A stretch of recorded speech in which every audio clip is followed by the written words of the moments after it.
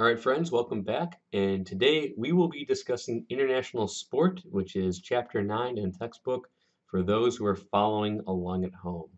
So, first, a tiny bit of history for our purposes for international sport. And we're going to focus on the club system. So, if you remember from the beginning of the textbook, there was a distinction made between how different parts of the world conduct sport or develop their talent or have contests. Um, Most of the time in the United States, sports are played on an individual basis, team basis, or a competitive basis. You don't have situations like you do in Europe where it's actually more of a club system. So, for example, there's sort of a juxtaposition between the United States and Europe in the sense that um, high level sport for young people is played first as amateurs, but then in intercollegiate athletics, or it's connected to the educational system. So if you go to the University of Louisville to play basketball at a high elite talent, you're also expected to go to class and be a student.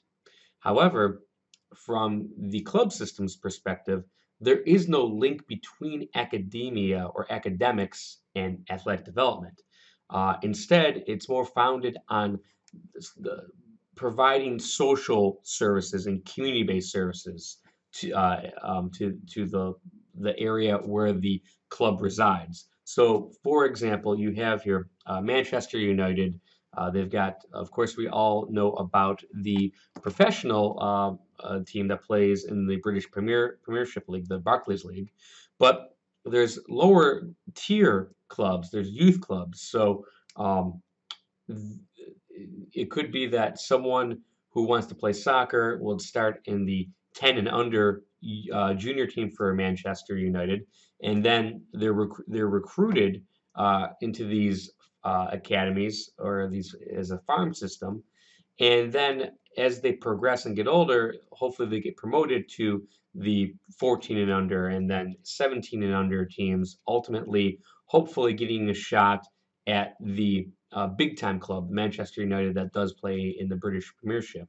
And of course, this differs from what we know in the United States because um, the youth clubs really don't have as great of a connection to the local community and to different social services that are being provided. Instead, it's more of independently based, and the as you get more elite, the goal is to play college athletics and then make it to the pros. But they don't have that in the club system. So there's certainly benefits and disadvantages to each system, and perhaps that's something that is worth thinking about in discussing for a later time in class or for discussion boards. But again, sport from a club system is more about community and providing the benefit to society in terms of fitness and to providing sort of these underlying social advantages, which is why we see in many European countries there is a ministry for sport because sport is looked at as a public good and it's good public policy to promote health. Whereas in the United States, we don't really have that ministry of sport, but of course it's good public policy to promote sport and physical activity. So in terms of international sport, what do we think of when you someone brings up international sport? Do you think of different events like the Olympic Games or the Paralympic Games or the World Cup? Different types of sports. You don't probably think about baseball that much because that's more what we think of when we talk about American sports. Maybe you think about rugby or cricket, but there's this process that's going on where because of the globalization of sport, and we'll talk about why this global phenomenon is occurring in today's day and age and why that's accelerating. But new countries are being exposed to different types of sports and different competitions that really weren't played or associated with those countries in the past.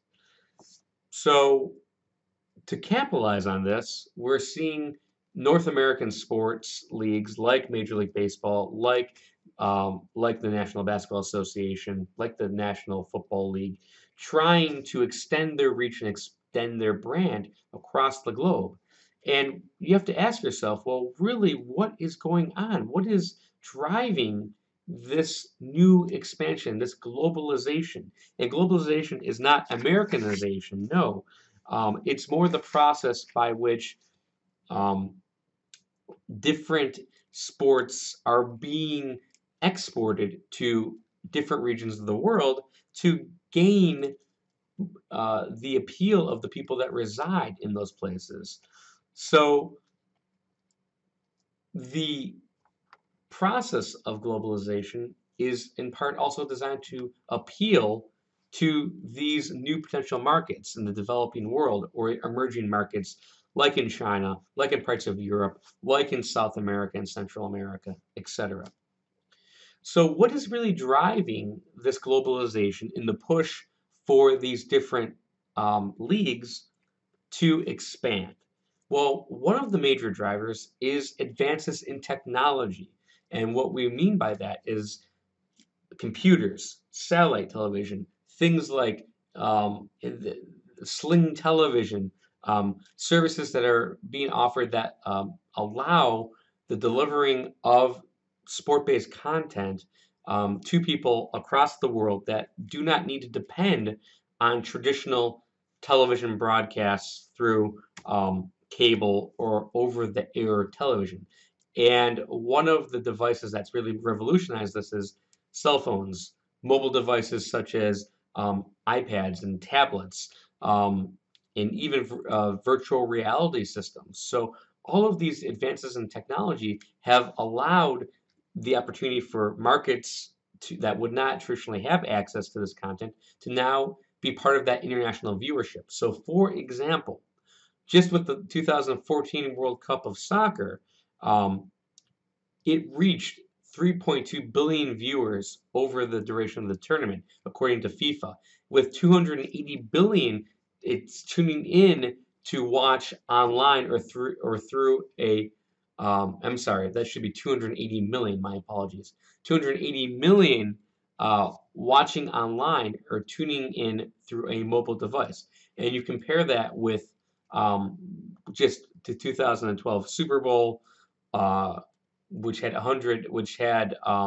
much less of a reach.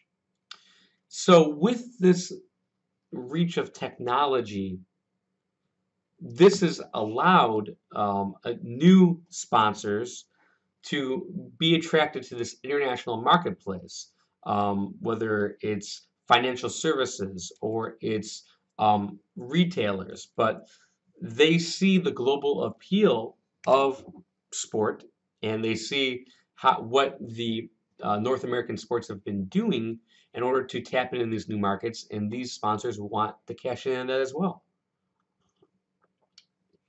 So as part of trying to create that international interest, we're seeing different strategies being utilized by the leagues. And we're going to talk about things like playing games in new countries, trying to capitalize on international games, trying to uh, jointly market with athletes that are from different nations, from that home country that you want to enter into, but are playing in that league. So we see these different strategies, whether it's in broadcasting or ramping up licensing and merchandising in developing worlds or new markets, or trying to play those exhibition or regular season games in foreign countries.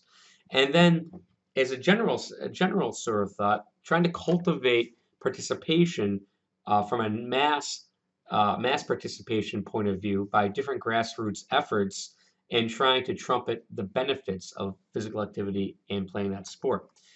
Ultimately, there's also a potential movement for these leagues to try to place teams in international markets. So we're seeing that somewhat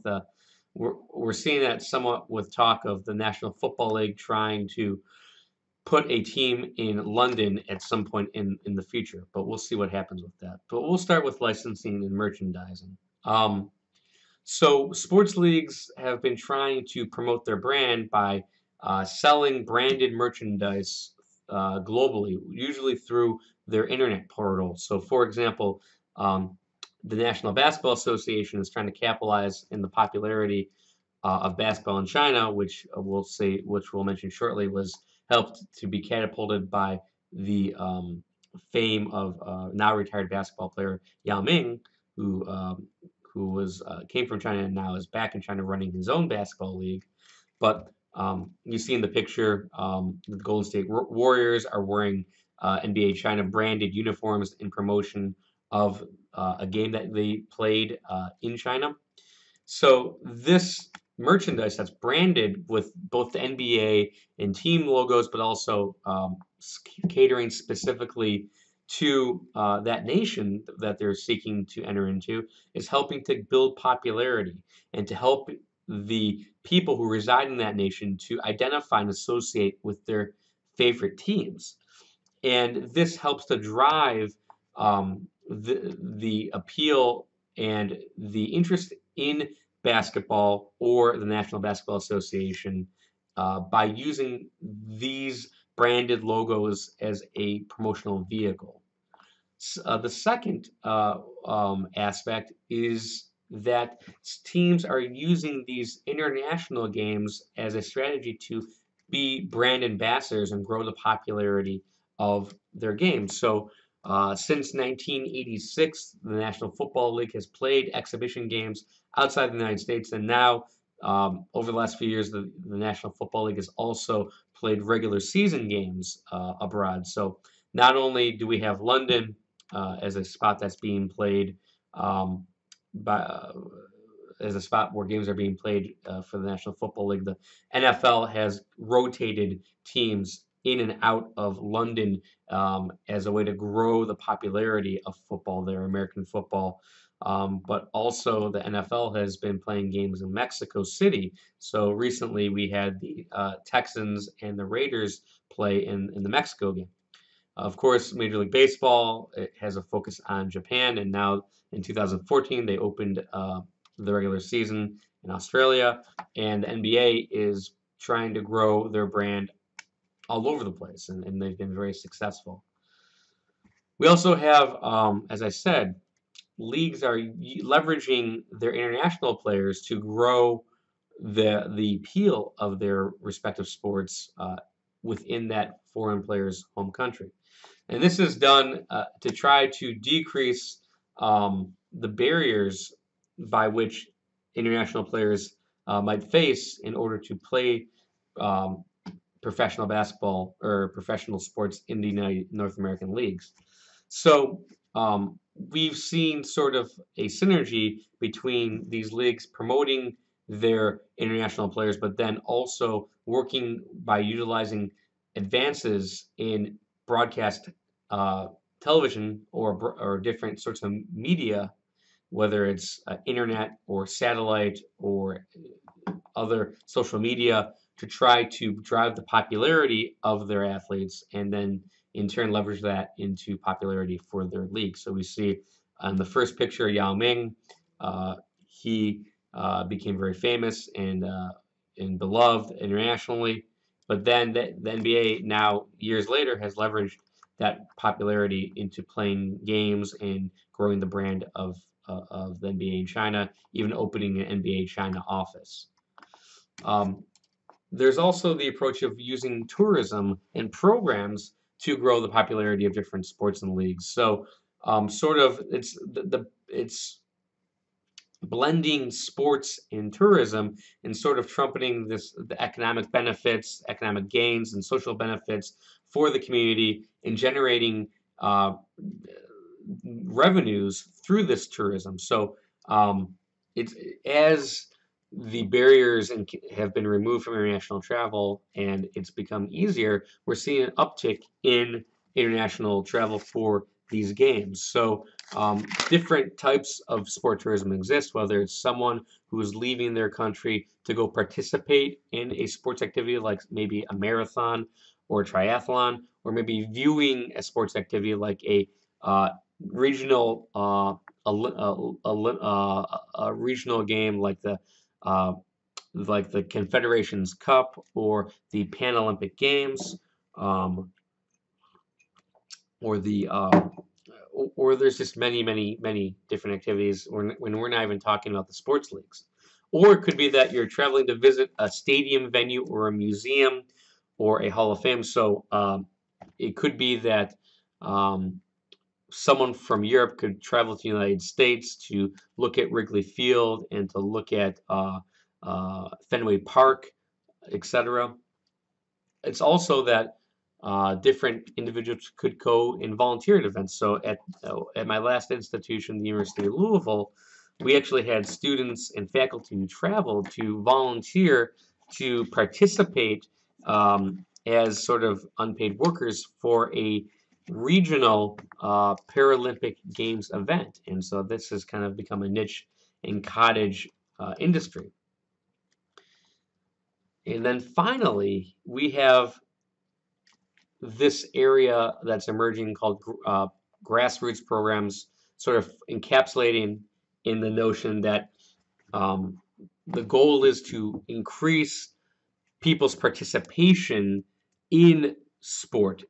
So that falls under making them more active, but then also educating them about the specifics of that sport. So we see with the National Football League, they've got the NFL Moves or NFL Rush, and that's designed to try to facilitate healthy lifestyle habits and be healthy individuals, but then also educating people about playing football.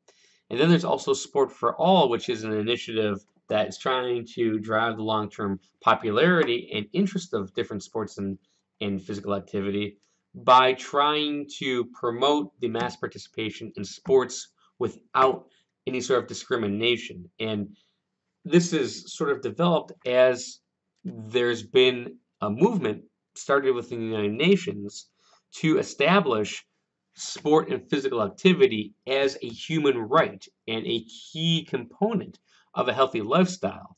And so this really has gained gained steam over the last few years and also helped to create the cottage sort of emerging field of sport for development and peace, which really simply is using sport, play, or physical activity or recreation as a hook or a tool to get people to talk about issues related to social change. So you're trying to use sport as a way to promote positive social change and different issues that are important within our global society.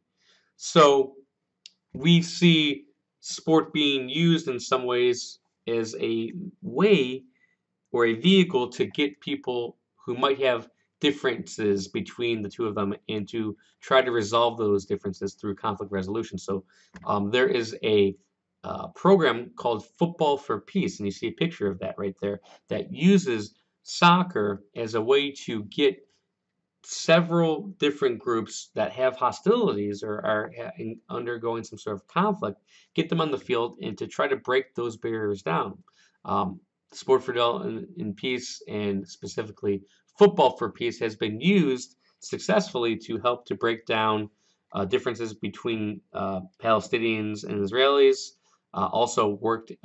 It was utilized initially to help resolve conflict with different groups who were involved in the Troubles in Northern Ireland, involving Catholics and Protestants. And we've also seen Sport for Development and Peace being used to show people how they can empower themselves and also live healthy lifestyles. So it's a very powerful tool. So these are sort of some of the different aspects of international sport in a nutshell, whether it's the movement of North American sports to try to gain popularity abroad through different strategies. But we've also seen different cottage industries, whether it's the Sport for All industry or Sport for Development and Peace, trying to tap into the global appeal of sport. And now we really can't talk about international sport without talking about the Olympics. So, of course, most of us, if not all of us, have heard about the Olympic Games. And the Olympic Games as a phenomenon can be traced back to the 1700s BC, so very old, and they were held every 4 years as a way to honor the Greek gods and really pay homage to Zeus. But these games ended in 393 AD when the current emperor felt as though that they were actually um, worshiping pagan cults, and therefore anything involving worshiping pagan cults should be banned, because I believe at this point Christianity was adopted by the Greeks, and therefore this pagan festival was banned. But then the Olympic movement was restarted in the modern era in the late 1800s by Baron Pierre de Coubertin, and he wanted to celebrate sport, and his Olympic Games were held in France and in specifically Paris, and they were celebrated as a rebirth of the Olympic movement, although very few nations participated, only 13 with 280 athletes, and should be noted that only men were allowed to compete. So sort of just juxtaposing the notion of sport for all and the inherent goodness of sport, but then sticking with sort of the themes of the late 1800s, only men were allowed to compete. But these Olympic Games happen every 4 years, and they gained momentum.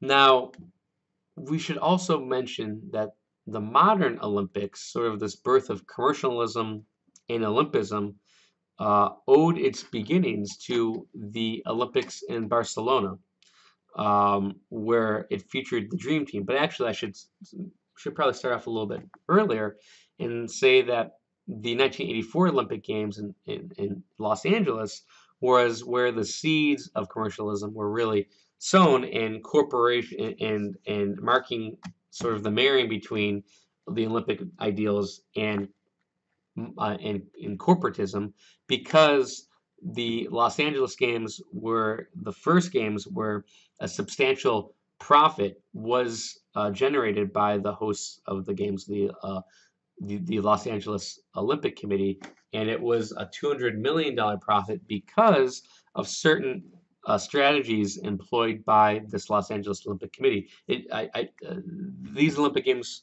were held at the end of an era where the Olympics were looked at as not a very good investment for those seeking to host the Olympic Games, because the International Olympic Committee, which we'll talk about, required the organizing committee and the city that was hosting it to guarantee that it would pay all of the costs of the Olympic Games, and that led to substantial revenues being owed, or substantial dollars being owed. So this ended up dwindling down the amount of cities who were willing to bid on the Olympic Games. And Los Angeles said, "Well, we'll bid, but we're not going to be held to that contract. We are going to make sure that the International Olympic Committee will be willing to help us pay for the cost of the games in the event we need help." And that was something that the Olympic Committee was not familiar with. And then also the organizing committee wanted to be able to keep the revenues that they generated, and so the IOC relented, and that led to mass corporatization and corporate involvement in generating sponsors. Then also many of the venues that were used in the Los Angeles Olympics were not original venues specifically created for the Olympic Games. They were repurposed, which led, or refurbished, which led to costs being way down. But with the success of the 1984 Games in the Olympic Games embracing corporatism, that led to subsequent Olympic Games also embracing corporatism. So we see the Barcelona Olympics being the first Olympic Games where professionals were allowed to completely participate without restriction, and that led to an increase in popularity and sort of springboarded us to what we see today with the Olympic Games. So the International Olympic Movement is structured in this manner. So the IOC is the non-governmental governing sort of body of the Olympic movement. It's a non-for-profit, and it owns the rights to the Olympic rings, the games, the flag, the anthem, the motto, the torch, the whole shebang. And it's composed of 104 members who are self-selected. And really they're made up of different individuals from different countries. And the main function of the International Olympic Committee is to adopt, modify, and interpret the Olympic Charter. But it also gets together and awards the games to host cities and decides which games are in the Olympics.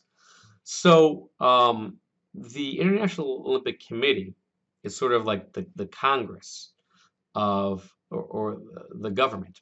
So it's made up of the executive board, the president, and the session. And the session really is like the Congress. The executive board is like the entity that runs the day-to-day of the International Olympic Committee, and the president is sort of the face of the International Olympic Committee that has sort of the executive power.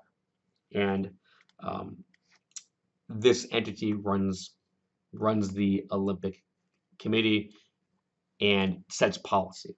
Now, national Olympic committees to the right below are responsible, are sort of each country's Olympic committee, and they are responsible for the development and the protection of the Olympic movement in their own country. So an example of the National Olympic Committee with the United States is the United States Olympic Committee, the USOC. And so they are forced to pass legislation and to protect the Olympic Charter and protect the intellectual property of the Olympic Games. And they also work with the organizing committees for the Olympic Games to put in bids. And the Olympic committees, National Olympic committees, usually include officers, an executive committee, and the board of directors. Now, on par with the Olympic committees are the international federations. International federations are organizations that are authorized by the International Olympic Committee to be the administrative body for that specific sport in which that is played all over the world. And so this international federation is also responsible for organizing competitions and championships throughout the world. So one example is FIBA, or the federational, I believe it's the Federation International Basketball Association. Hopefully I'm getting that right. But they are the international governing body for basketball all over the world. These international federations must be recognized by the IOC, sort of authorized and certified that they can be the governing body, and they must follow the Olympic movement for the world and for the anti-doping code, which is overseen by the World Anti-Doping Association, or WADA. So the international federations also establish rules and eligibility to govern their sport, but these international federations play an important role because they usually sanction the local federations, or these national governing bodies. So then we've got our national governing bodies, which are operate based on guidelines established by their international federations. So we've got FIBA, that is the International Federation for Basketball, but then we've got USA Basketball, which is the national governing body of basketball.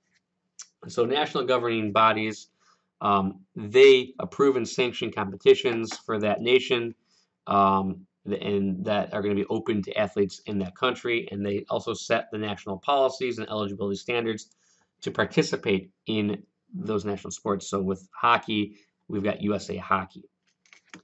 And then finally, like I said earlier, the organizing committee for the Olympic Games uh, are bodies that are formed when a city is awarded an Olympic Games. And these organizing committees are responsible for the planning, implementation, and staging of the Olympic Games, which usually are pretty substantial. It has to do with organizing the logistical aspects of the games, like medical services, technology, tickets, transportation, hosting, the broadcasting and communication aspect, doing venue construction, helping with athlete accommodations, security, working with local government and volunteers, etc., and also much, much more. But what's also important to know is that these organizing committees for the Olympic Games are responsible for signing, basically, they are forced to sign a contract with the International Olympic Committee that says that the organizing committee for the Olympic Games will will work to make sure the host country, will pass legislation designed to protect the intellectual property of the Olympic Games and provide preferential treatment to the International Olympic Committee, and also that the organizing committee for the Olympic Games and the host city will be on the hook financially to pick up any shortfall that might occur based on revenues from the Olympics being less than the expenses. So it's pretty, it's a real doozy of a contract. And we've been seeing a trend of cities pulling out of hosting Olympic Games because they don't want to be left on the hook for the high costs of staging these Olympic Games as we've seen throughout the years. The Paralympic Games are a corollary to the Olympic Games, but they're a separate entity. They were introduced in 1960, and similar to the Olympic Games, they host a variety of athletes and sports, and they fulfill a very similar role to the Olympic Games, and they also have similar challenges, which, for one, is focused on raising money to cover the cost of the Olympics. But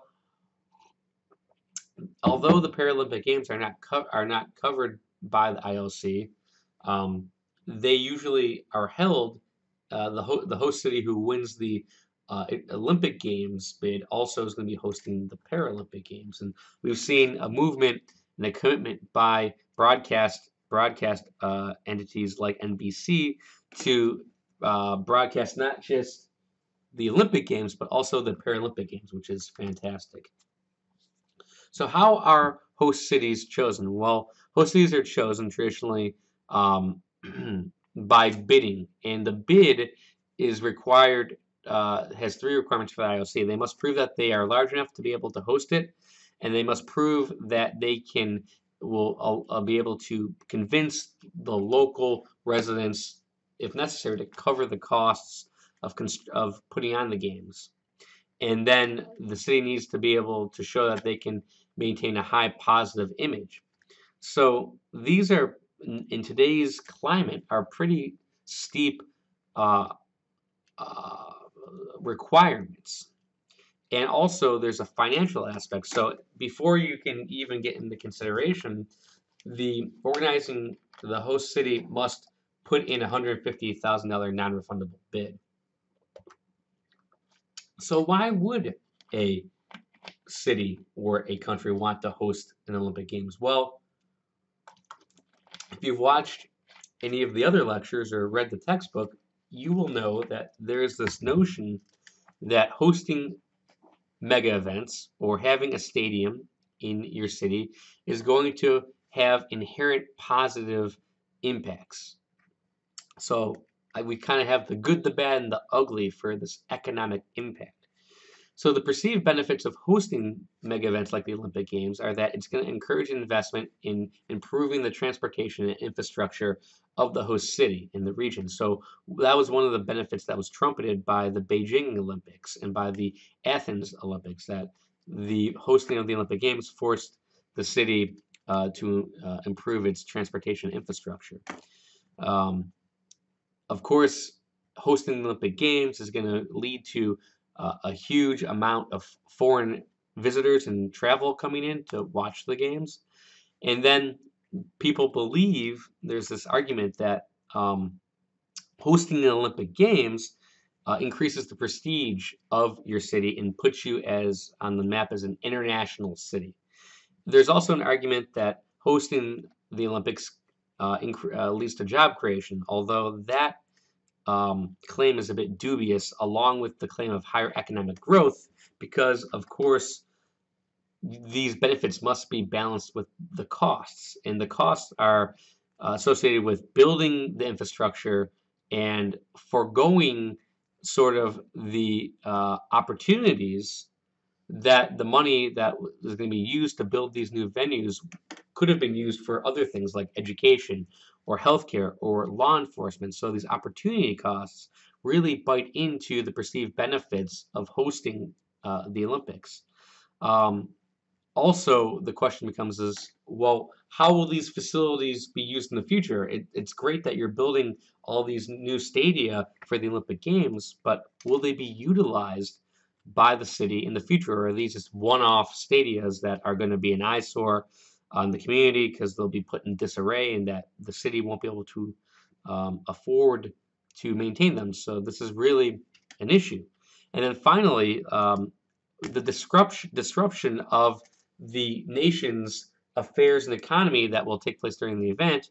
And we see not only the disruption of business, but there's proof that shows that host countries and host cities oftentimes will place Olympic venues for construction in downtrodden areas of that city to use it as a way to rehab or revive that downtrodden area. But people who live in that downtrodden area will be deported or relocated because they are seen as an eyesore and they don't want the international community to see these people. So they actually, there's not only an economic disruption, but there's a human aspect of a disruption. And we saw that most recently with the Brazilian Olympics, but we also saw this with the Beijing Olympics.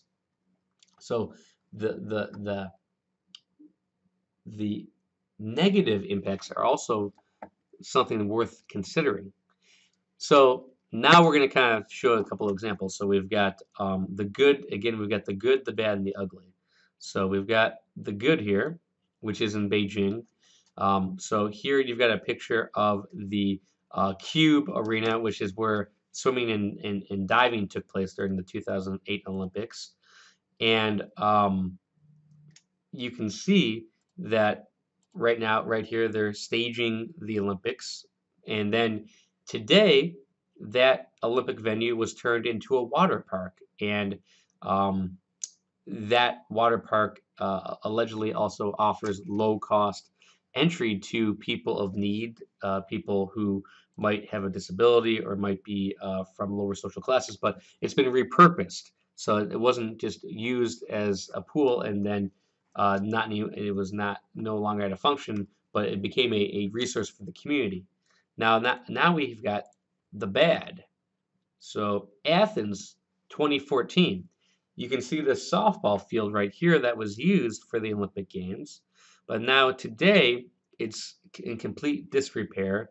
The field's not being maintained. It's you can see that it's sort of desolate in the background, but this facility, along with the greater, as I understand it, the greater Olympic athletics facilities are not being utilized by Greece, by the people. And it's sort of a double whammy because not only are these facilities not being used, but the cost of the Greek Olympics was incredibly inflated and led, some argue that it helped lead Greece into financial disarray. And then finally, the ugly we've got. So in Rio, that 2016, you've got a shot of the opening ceremony, but then not that far away from the stadium, you've got these favelas where these are sort of improvised and impoverished neighborhoods of people who live in poverty and lack access to basic needs. So all this money that was allocated to the Olympic Games uh, came at the expense of people who need financial assistance. So that really is one of the legacies of the Rio Olympics is these people who were evicted or removed or structures were knocked down because they were an eyesore. So why host the Olympics, or why host a mega event? As you can see, a mega event like the Confederations Cup, which is a soccer FIFA branded event, is going to be taking place in Russia in 2017, and then in Tokyo, we've got the next Summer Olympics that will be taking place. And so nations are still signing up for hosting the Olympics, even though there are severe questions about the benefits. So knowing everything we know about the social and economic impacts of hosting Olympics, uh, as well as mega events, why would you think countries continue to bid on these places, bid on these events? And so that's something that's worth thinking about and discussing. Perhaps we can do that in a discussion post in class or offline. So now we kind of come to the end, which is talking about career opportunities and then talking about some key issues in international sport. So I'm not going to go through this too much because I've already kept you here for about 40 minutes. But you can see that the career opportunities on that are international sport on the slide, as well as in the textbook, are pretty vast. The world is an expanding place for sport, and you're only really limited by your creativity. Certainly, if you speak another language or you've got special skills, the world is even more your oyster. But we're seeing more and more money being invested into international sport and more revenues being derived. And so we're in an upward trajectory about the opportunities and money in sport. So for us as future sport managers, um, you can look at a myriad of places, whether it's in corporate sport, looking at private businesses that now have established um, um, jobs for people who work in a private corporation but who are trying to generate value and return on investment for their organization through sponsorships. Professional sports leagues, like I said, NBA. The NBA just recently, over the last few years, opened an NBA China office. You know that the NFL is trying to expand into Europe. Even the National Hockey League is trying to expand globally. But that's also, there's a corollary. Other sports like soccer or football or rugby, handball, they're looking to gain access to the United States and North America. So there's opportunities there. Sport marketing agencies kind of go hand in hand with professional and corporate sports. The National Olympic Committee. We're seeing the Olympic Games continue to generate revenue. In fact, I had mentioned previously that the International Olympic Committee signed a multi-billion-dollar contract with NBC recently to broadcast the games well into, I believe it was 2023. So there's lots of money. Organizing committees for Olympic Games, National Olympic Committees, even Paralympic committees. And these are just several options available. So the world is really our oyster. If we kind of drill in to the national Olympic committees, such as the United States Olympic Committee, this is an organization that routinely employs over 100 people and also offers quite a lot of internships, both in the Olympic Committee and also in regional areas. We can see that the world, different aspects of the world also offer internships. So we can look at this website and look, and you can also Google USOC jobs. But you're only limited by your creativity, especially for internships. And internships are a great way to get your foot in the door within international sport, as well as gain some great experience and maybe even some money. Finally, we've got several issues. So one of the issues that the textbook raised is cultural awareness and sensitivity. So whether it's a sports organization or it's a private business, when creating adverts or trying to sell your product or your service overseas, it's important to generate ads and content that's not going to run afoul of the local culture of that nation, or it's going to respect the political aspects. So Nike, which usually has uh, broadcast ads that sort of promote going against the grain, when they're talking about international ads, they're trying to tailor the message more to an international appeal and just uh, the sport itself. You see this example for smart cars and Kobe Bryant, and all they have is a picture of Kobe with a basketball and the car, and then underneath you've got some language that was developed directly to cater to the region's culture. So this, if you have a lack of cultural awareness for your ads, that could create some negative um, repercussions for your company or your product in terms of your drive to increase the popularity of your sport or your business internationally or at that international event. Finally, you've got issues related to marketing and branding and doping. Marketing, of course, we've talked about the international aspect from a corporation standpoint, and leagues and the International Olympic Committee and different Olympic committees are always looking for new Olympic partners, whether it's the top program for the International Olympic Committee that's trying to secure, $100 million sponsorships from corporations down the line to the organizing committee that's trying to grab sponsors. But that also has a flip side because athletes are usually sponsored individually.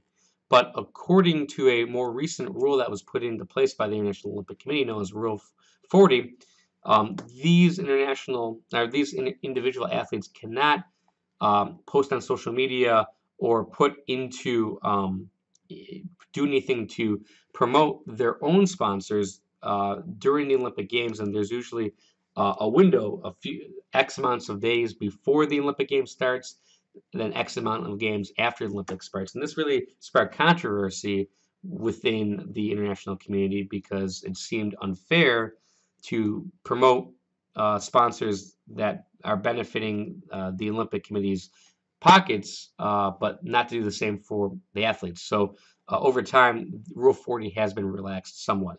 And then also, of course, doping, since the Olympic Games are based on a level playing field and competition, doping has become a pretty prominent issue. And this, in the late 90s, the World Anti-Doping Association was started to test Olympic athletes year-round, and then also monitor different nations to make sure that they are not doping. So finally, I want to leave you with a little bit of information. If you are interested in internships with the USOC, their internship sites are, like I said, all over the country, whether it's in the Colorado Springs, Colorado, or Lake Placid or Chula Vista. And then there's also positions with national governing bodies. But if you are interested, here's a link that you can access to check that out. So hopefully this was an interesting and enjoyable lecture. I know we went a little bit long, so hopefully you stayed with me. But again, thanks for staying with me, and I hope to continue the conversation offline.